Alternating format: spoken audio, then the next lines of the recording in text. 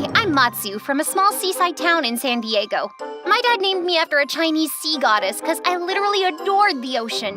Even as a toddler, I'd spend hours learning surfing and snorkeling with Dad. Wow, Daddy! Why am I not as colorful as the mandarin fish? Whoa, you know its name? Yup, I know all these fishes' names. That one's a clownfish, this is a royal grama, and that one's sulking like it got a year's detention. That's a blobfish.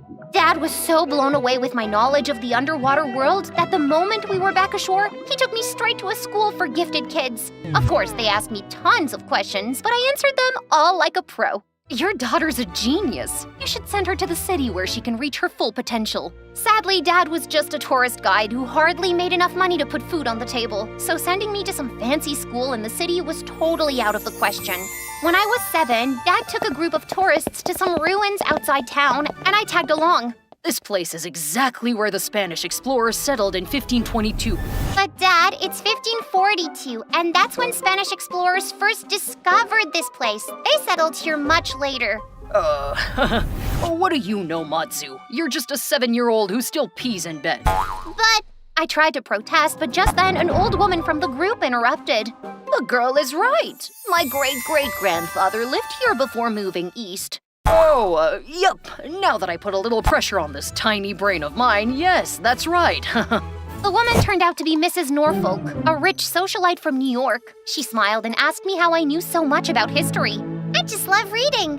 Mrs. Norfolk and I spent the rest of the day talking like old buddies. By the end of the tour, she was so impressed with me that she told Dad she'd be happy to sponsor my education. So folks, that's how I ended up at one of the best schools in New York. I stayed at Mrs. Norfolk's mansion where she lived with her grandson Archie, who was 2 years older than me. And he was a complete brat, like yelling, throwing expensive china around for the smallest stuff kind of brat. On his 10th birthday, Archie demanded a private chopper, and that's exactly what he got.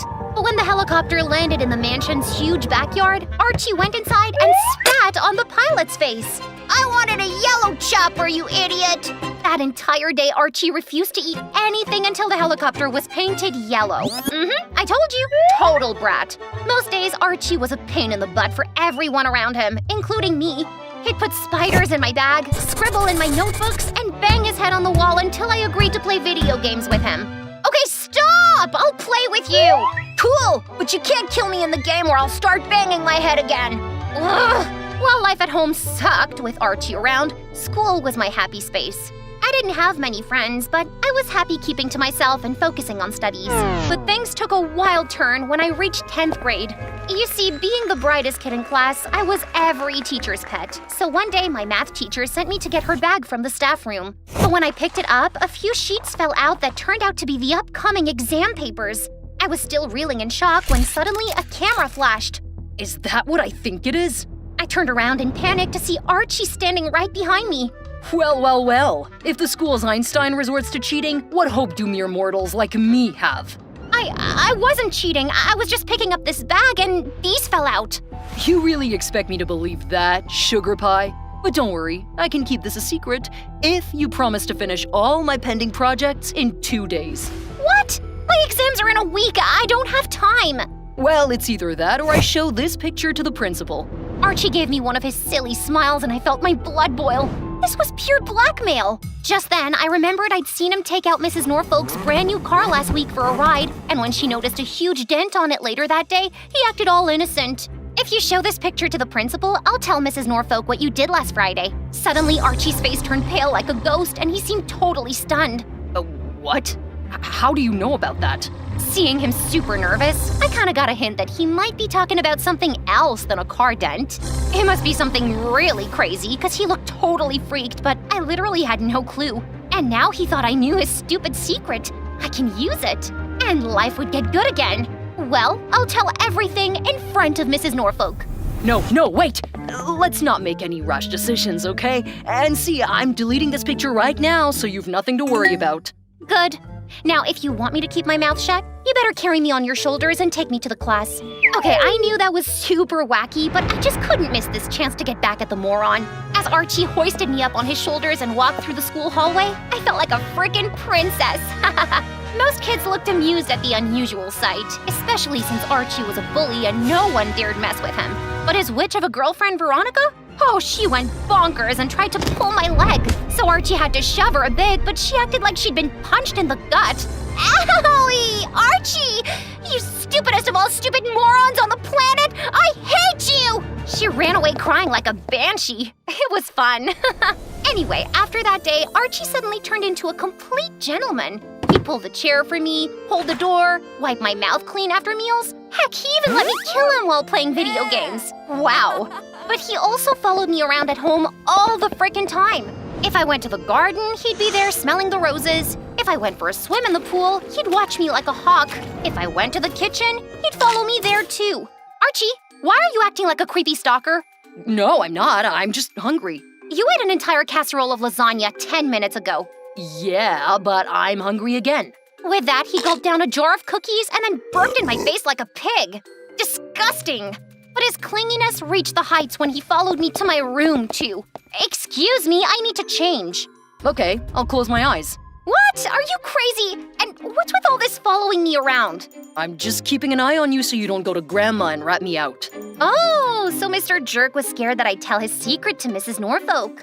As much as I was dying to know what Archie was hiding, I knew I had to play it cool so he wouldn't suspect I was bluffing all the while. Look, you can trust me. If I had any intention of telling Mrs. Norfolk, I'd have done it already by now. Archie still looked a bit skeptical, but thankfully he left. The next day, I was in the library when the principal called me. Oh God, could it be that Archie hadn't actually deleted that picture? Did he show it to the principal? With shaking fingers, I gathered my books and went to the principal's office. Oh, that's it. I'm gonna get expelled. My future is doomed. My heart raced like a bullet train, but what the principal told me next was totally unexpected. Matsu, seeing your performance these last few years, we've decided to make you skip 2 grades. What in the name of holy moly? That was amazing news. Except that now I'd be in the same class as Archie and Veronica. But I guess I could put up with that. That day when I got back home, I called Dad to give him the good news. I was talking to him when I heard loud noises coming from the hall. It was Mrs. Norfolk, and she was screaming at the top of her lungs.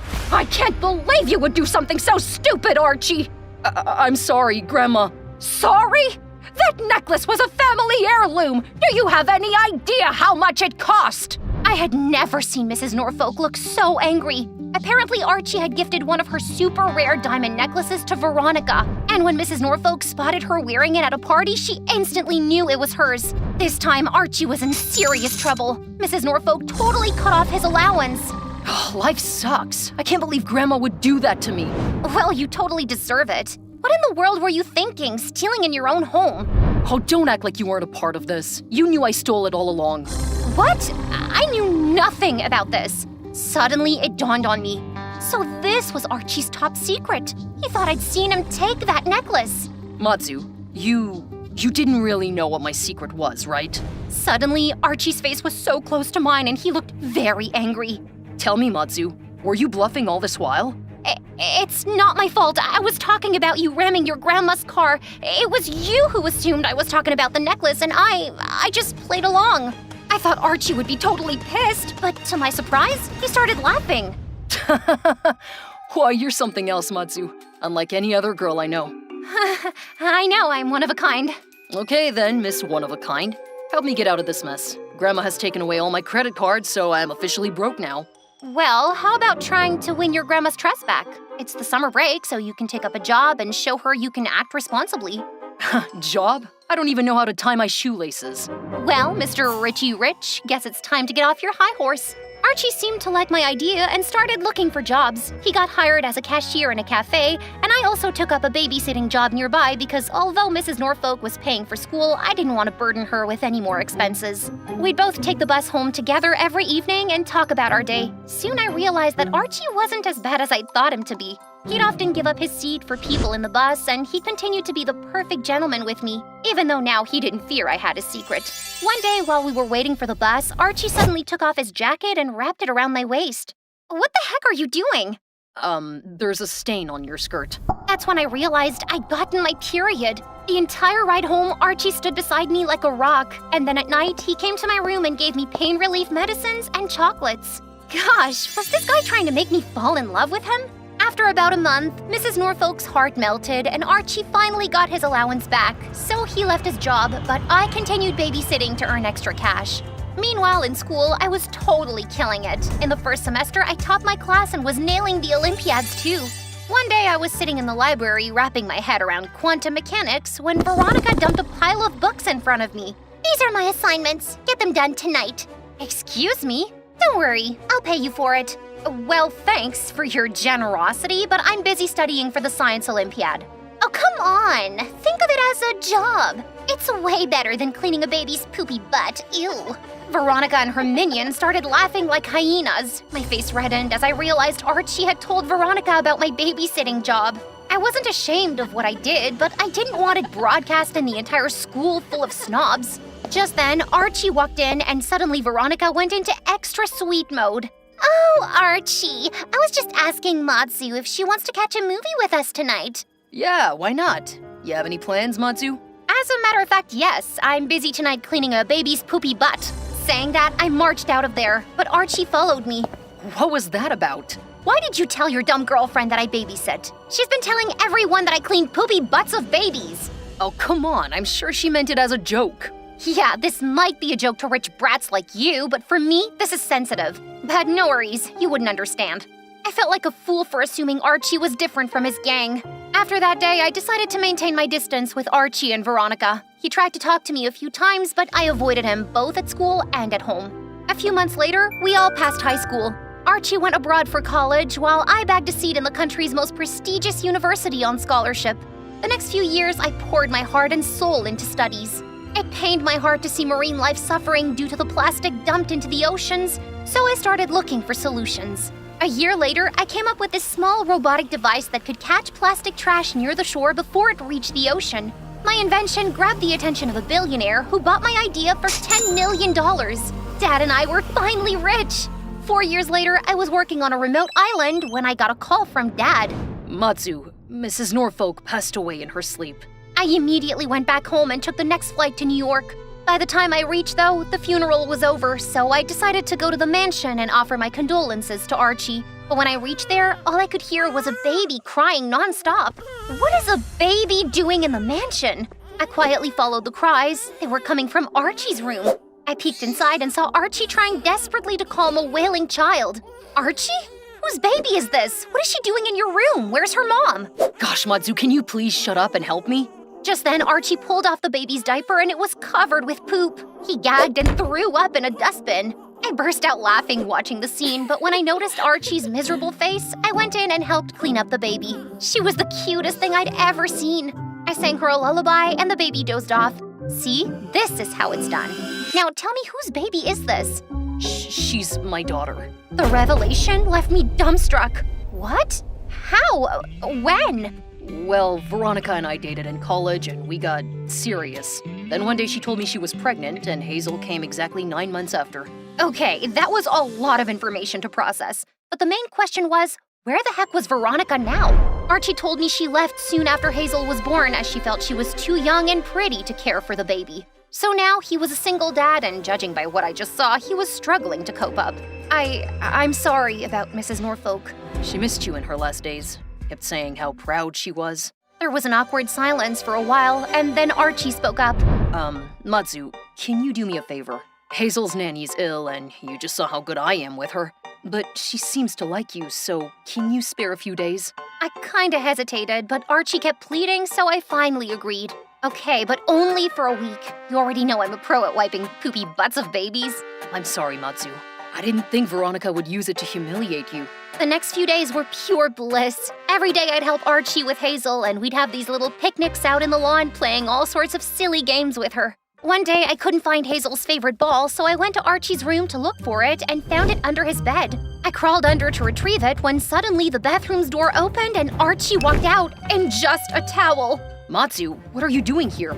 I was looking for Hazel's ball. I hurriedly tried to get out from under the bed, and in the process, I banged my head hard against it. Ow! I got up rubbing my head, and Archie was beside me in an instant. There were drops of water running down his chest, and he smelled so damn good. And when he started rubbing my forehead gently, I almost forgot to breathe. I'm okay.